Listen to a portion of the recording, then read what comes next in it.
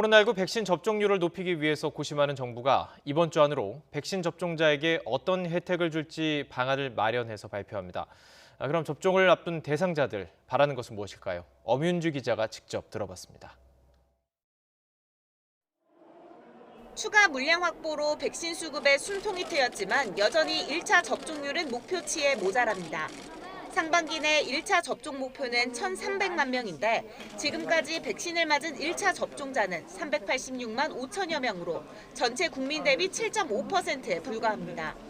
정부가 1차 집단 면역을 앞당기기 위해 접종자에게 다양한 혜택을 주는 걸 논의하는 이유입니다. 접종을 앞둔 사람들은 5인 이상 사적 모임 금지를 해제하고 마스크를 벗도록 허용해달라고 입을 모읍니다.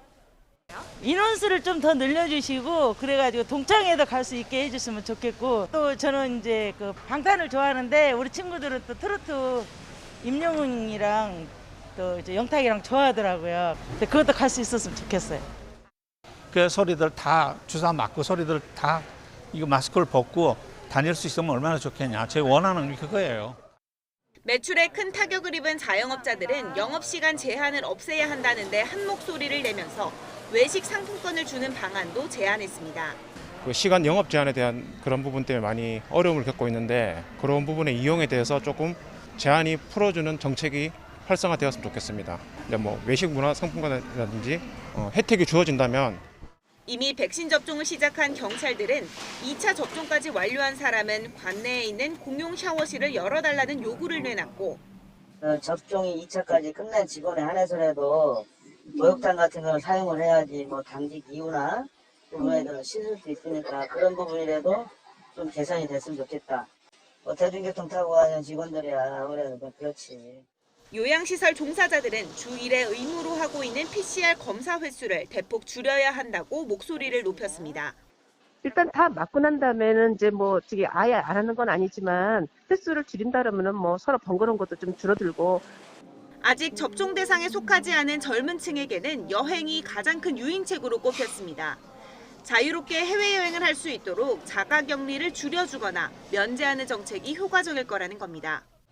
백신을 맞은 사람들은 여행을 갔다 와서도 그 기간을 조금만 줄여주셨으면 좋겠어요. 요즘 젊은 층들은 그래도 여행 이런 거 되게 막 갈증 있고 이러니까.